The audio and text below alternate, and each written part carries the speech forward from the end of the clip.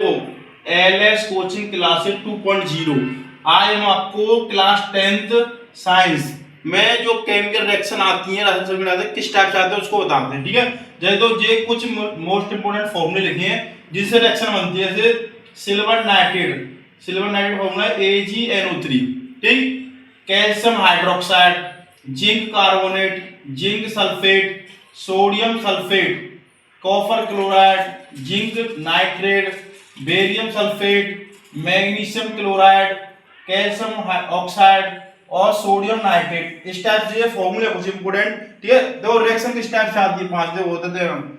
Zinc carbonate से हमें क्या बनाना है, जिंक ऑक्साइड और कार्बन डाइऑक्साइड बनाना है। तो देखो जिंक कार्बोनेट, हमने जिंक कार्बोनेट का फॉर्मूला देखो क्या होता है, ZnCO3।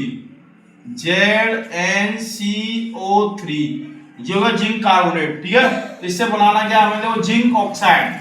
जिंक ऑक्साइड का फॉर्मूला क्या होता है, देखो जिंक ऑक्साइड ZnO जो है zinc oxide plus carbon dioxide CO2।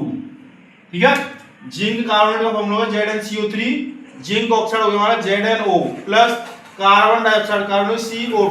मतलब कंप्लीट करनी है, कंप्लीट है। देखो Zn C एक है, C हो गया कंप्लीट, O देखो कितने 3 2 और 1 3 कंप्लीट हो गई, संतुलित हो इस टाइप से। अब सेकंड वाली कैल्शियम हाइड्रोक्साइड।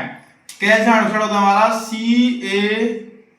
CaOH का whole twice, calcium oxide plus carbon dioxide CO2 जो है हमारा कार्बन डाइऑक्साइड। ठीक, एरो। अब कैल्शियम कार्बोनेट, कैल्शियम कार्बोनेट होता है CaCO3। ठीक है, कैल्शियम कार्बोनेट क्या होगा CaCO3 प्लस जल होगा H2O।